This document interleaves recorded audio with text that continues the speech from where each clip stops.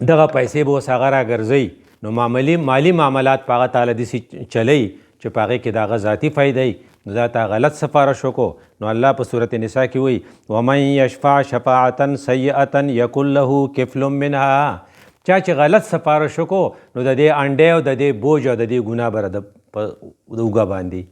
نو گویا کې ووټر صاحب چې دننه ځي نو کیدای شي چې دی صحیح فیصله وکړي صحیح سړي سفارش وکړي نو دله به الله نصیب منها ډېر اجر ورکړي خو که د غلطه فیصله وکړه غلطه فیصله موږ په دې بنیاد کوو چې یاره موږ له لار سمه کړې وه اگر چې ښه سړی نه دی ځکه چې مالی ټي بي لیستلی و اگر چې ښه سړی نه دی او اگر چې مالی 50,000 روپۍ راکړې وې اگر چې ښه سړی نه دی دا شفاعت سیئه دی او الله وی کفل منها دې ته بیا تیار شه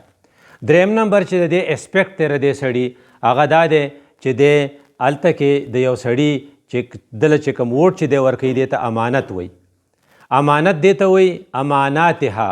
الله په خپل کې دا ذمواري ده تا ذمواري یو سړي ته حواله کړه نو یو سړی دی او هغه انجینیر دی او تا ورته هسپتال ذمواري حواله کړه چې په هسپتال کې به مریضانو له علاج کوې نو دا تا د امانتو کې خیانت وکړو دی د انجینرۍ قابل و خو د علاج قابل نه یا ډاکټر صاحب تا واغستو او تا په کپنۍ کې د انجینیر په پوسټ باندې ولګاو نو د کپنۍ بیړه به غرقه کي نو دې وجې نه الله تعالی په صورت نساء کې ما تا ته ویلو ان الله یأمرکم ان تؤدوا الامانات الی اهلها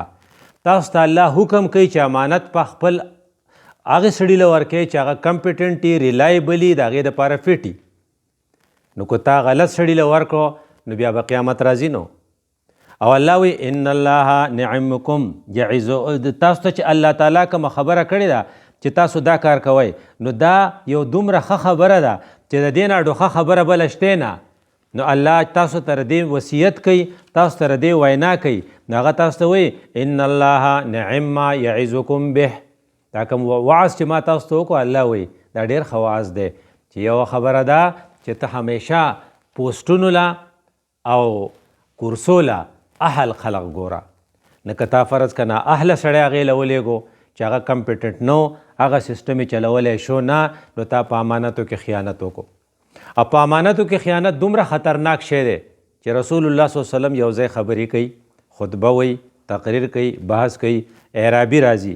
دا اعرابي یو ساده سړی دی او دی یکدم د رسول الله صلی الله علیه وسلم نه تپوس کوي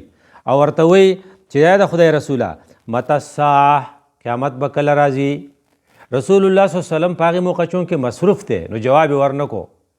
نو چې کله هغه فارغ شو نو رسول الله صلی الله علیه وسلم تپوس وکړو هغه سائل چې وا تپوس چې کړه کوم ځای دی نو هغې ورته وایي چې ځای ما نو حضرت وله جواب ورکړو اذا ضیعت الامانة فانتظر الساعه کله چې امانتونه ضایع کېده شروع شي بیا تر قیامت په تمه شه او الله دې په هغې عرابي رحم وکړي هغه یو خدا تپوس وکړو بل کلیریفیکیشن دپاره بل کوېسچن وکړو د رسول الله صلی الله علیه وسلم نه ورته وی کیف اذاعتها دا امانت ضایع کېدو دغه څه دی اصل پکچر تصویر څه دی نو رسول الله صلی الله علیه وسلم ورته کلیئر کړه اذا وسد الامر الى غیر اهله فانتظر الساعه کله چې کار نااهلو خلقو ته حواله شي نو بیا د قیامت په تمه شه نو گویا کې چې ووټر صاحب د قیامت په تمه کېږي به قیامت خو هسې راغلی دی خو نور به هم قیامت شي چې کله نااهلو خلقو له دی ووټ ورکړي نو د دې خبرې خلاصه دا ده چې د سوره نساء د دې 3 آیاتونو په نظر کې دا ووټ چې ووټر ورکوي نو په 8 تاریخ باندې به دی په یک وخت 3 کارونه کوي یو به دی ګواهي ورکوي شهادت یا به دا دروغ ګواهي یا به رښتینی دی به امانت ورکوي نو امانت دی غلط سړي ته حواله کولی شي امانتونه ذموارو ته وایي ذمهداري به دی سپاري ذمهداري اهل سړي ته سپارل په دې کې مغرب او کفر زموږ نه مخکې دی هغه نااهله سړی چېرته افس ته نه لیږي او که فرض که په افس کې یو سړي د نااهلۍ مظاهره وکړه نو د وایټ هاوس نه هم لرې کوي د امریکې صدر او د 10 ډاوننګ سټریټ د برطانیې وزیر اعظم هم لر کوي ځکه په هغې کې احتساب ډېر سخت دی جبکې زمونږ په دې قومونو کې یا په پاکستان په معاشره کې بیا احتساب نشته هر څومره سړي چې هره ناروا وکړه د هغه د بچ کېدو چانس سي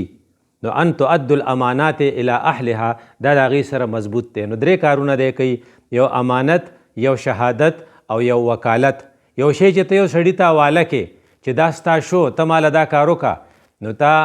کو فرض که هغه قابل وکیلي نو تاله به کیس ښه لړاو کي. زمونږ سابق وزیر اعظم الله دې پرې رحم وکړي هغه چې په کم ټربل کې دی د بعضې خلکو خیال دا دی چې چونکې هغه د وکیلانو ټیم چې دی هغه غیر سنجیدی د هغه وکیلانو ټیم چې دی هغه تیاری نه کوي د دې وجې نه هغه هر کیس بیلي یو ریزن خلق دا بیانوي نو گویا کې د کیس ته چلولو دپاره تاله وکیل مضبوط پکار دی. نو دا ته چې کوم ممبر لیږې دی کو فرض که چاړی او دی هلته په اسمبلی کې خبرې نه کوي او په 15 کاله کې په 13-15 کالو کې یوه خبره نه کړي نو دا تا غلط وکیل ځان له نیولی او غلط وکیل چې ته ځان له ونیسې نو بیا به د هغې ستا دپاره د انجام ښه نه ستا کیس په صحیح طور لړاو نه کړی شي.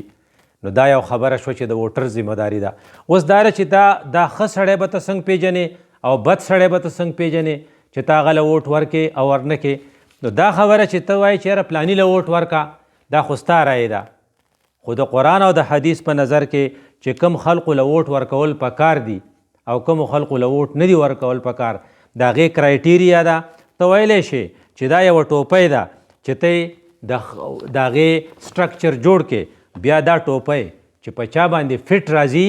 بیا د هغه په سر کې د هغه له ته ووټ ورکه. په دې کې به خپل پردی نه کوو چې دا زما د ډلې دی دا زما د ډلې نه دی خو که په دې هر سړی چې ووټونو ته ولاړي نو هغه به د یو جماعت ممبر وي.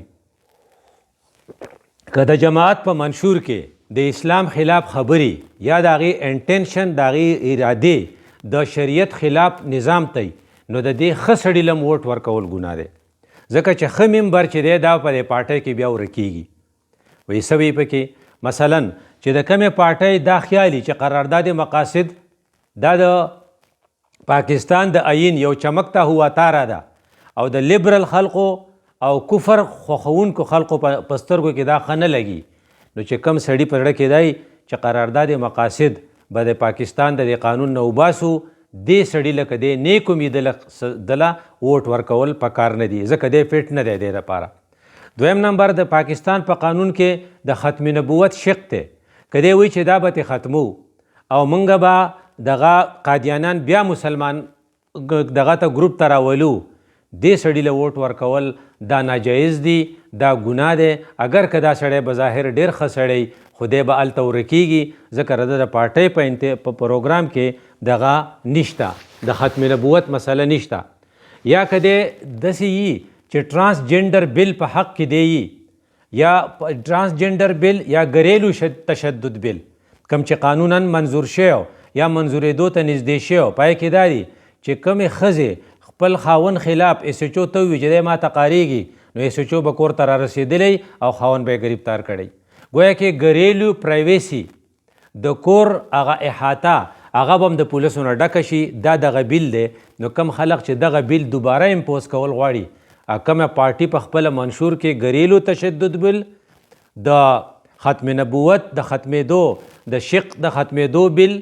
یا د سودي نظام د چلولو بیل د هغې په منشور کې یي نو د هغه کینډیډیټ هر څوک چې اکو د بظاهر زبرګ ولې نه یا یو سړی وایي چې موږ به 62-63 ختمو 62-63 دا وایي چې یو سړی نیک پکار دی نو په دې کې کمې کمزورۍ دي دا امپروو کول غواړي خو دا ختمول نه غواړي نو د کمې پارټۍ په منشور کې چې دی چې 62-63 به ترې وباسو دا خلق چې دی د دې د پارټۍ ښه سړی او بد سړی دا دواړه یو شی دي دې له ووټ ورکول نه دي پکار. او بل دا که یو سړی دا وایي چې مونږ به په خپله پارټۍ په دغه کې په پلیټ فارم کې نه د حماس حمایت شته نه د مسجد اقصی حمایت شته نه د فلسطین په مسله باندې خفګان شته نه د هغې دپاره څه منډه ترړه شته بلکې په خپل نجی محفل کې یا کولاو دا وایي چې حماس زیاتی کړی دی اسرائیل ته دې ټیټ شي یا د اسرائیل حمایت کوي یا د امریکې د خوشحالولو دپاره اسرائیل رضا ساتل غواړي د هغې پارټۍ خراب سړی او که ښه سړی خو هغه له ووټ ورکول ګناه دی. اوس انفرادي طور چې ته یو سړي ته ګورې نو هغه ته وګوره چې دی د الله تعالی دین ته څنګه ګوري. کم سړي چې د خولې نه دا ختلي چې کا ښځی که سړی چې اسلامي سزاګانې وحشیانه دي ده له ووټ ورکول ګناه دی. کم سړی چې دیوالي د هندوانو چې کوم رسم دی دیوالي هغې مناولو په شوق کې او هغې لذي او د هندوانو هغه رنګ په دې خپله تندي باندې لګوي په دې خپله چهره یې لګوي دا که ښه پارټي ده که بد پارټي ده، خو دا سړی ښه سړی نه دی، ځکه دی د هندوانو په رسم باندې دته ځان بد نه ښکاري. دله ووټ ورکول ګناه دی، دله ووټ ورکول نه دی پکار. یا کم سړی چې د کرسمس کیک کټ کولو کې خوشحالیږي، ځکه کم سړی چې د کرسمس کیک کټ کوي نو د هغې عیسایانو نه تپوس وکړه، هغه وایي عیسی علیه السلام د خدای زوی و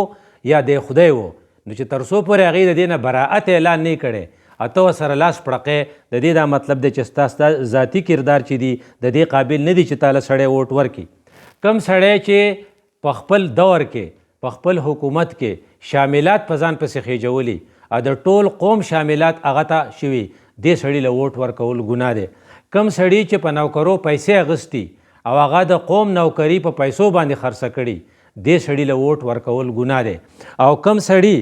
چې د سرکاري فند یا سرکاري ټرکونه په خپله دیره کې تش کړي او خلقو له نه ورکړي، یا یې خرڅ کړي یا یې د ځان له ساتلي په خپله او هغه حقدارو ته نه رسولي، دا سړی چې دی د ووټ قابل نه دی، د له ووټ ورکول ګناه دی. او کم سړي چې سرکاري رقم باندې د خپل کور چاردیواري یا د خپل کور دن غولی جوړ کړی، یعنې دا فنډونه چې دي دا د عامې لارې دپاره دي ته شارع عام وایي چې پای باندې پبلیک ځي، نو شارع عام ورانئ او د خپله کور ذاتي لار رخ کړي، دا سړی هم د ووټ قابل نه دی. کم سړي چې د خلقو نه پیسې اخیستې لکه ډبل شاه د خلقو نه په ټرکونو او د ویګنو او د ډاټسنو ډکې ډکې د پیسو نه اخیستې وې او هغه چې کوم فراډ کړی هغه ډبل شاه کو د زبرګانو په پارټۍ کې راووت او د زبرګانو شکل اختیار کو، هغه له ووټ ورکول ګناه دی، ځکه دې سړي فراډ کړی دی. او کم سړی چې د بجلی بیل نه ورکوي او هغه په خپله باندې د بجلی دغه د ډیفالټي او هغه خلقو له نور چې کله میټري نو خپل میټرې بند کړی نو د هغه دا بیل د قوم نه اخیسته شي. او کم سړي چې د بینک نه قرضه اخیستي او بیا یې واپس کړي نه او ځان ته یې معاف کړي، دې سړي له ووټ ورکول ګناه دی. او کم سړي چې پټواري سره تحصیلدار سره او ګرداور سره خبرئ او په پلا دغه کې په انتقالونو کې د هغه حصی یا هغه په خپله تاڼه کې داسې ایس ایچ او او داسې ایس پی ډي ایس پي ساتي چې هغه له شیر ورکوي او یا د هغه د کچې کې ډاکو پسند کې چې کوم ډاکوان دي د هغې سره تعلقي د هغې نه شی رالي هغې بچ کوي، نو دا سړی که د زبرګانو په پارټۍ کې او که دا د بدانو په پارټۍ کې د له ووټ ورکول ګناه دی. نو په 8 تاریخ باندې چې کوم الیکشن دی په دې وخت کې د ووټر ذمواري زیاته ده او ووټر به ایټ ا ټایم 3 کارونه کوي، یو به امانت حواله کوي، یو به د سفارش کوي، یو به د وکیل ځان لنیسي او یو به د گواهی کوي. که دی صحیح وکړه نو شفاعتا حسنتا شو، او که دی غلط وکړه نو دا به ډیر لوی مصیبت نازل شي او د دې سره به د ملک د تباهۍ لارې کولاو شي. دیو جنا د دې 4 ورځې کې به هر سړی ځان ته ګوري او دا ټوپۍ به نیسي، که دا ټوپۍ په چا فټ کېږي هغه له به ووټ ورکوي، په چا چې نه فټ کېږي هغه له به ووټ نه ورکوي او د الله نه به غواړي چې الله دا ملک له د خیر فیصلې وکړي، ځکه چې قوم چې دی هغه انتهایی یو بل ته غوسه دی، هر سړی په دغه په پولو ناست دی او هر سړی په اور کې خوله نیولې ده او د خلقو په منځ کې باهمي تعلق دومره خراب دی، ته به وایي چې خانه جنګي به شروع شي. نو الله تعالی دې موږ د خانه جنګۍ نه او د دې مصیبت نه بچ کړي. اقول قولی هذا استغفر الله لي ولکم ولسائر المسلمین.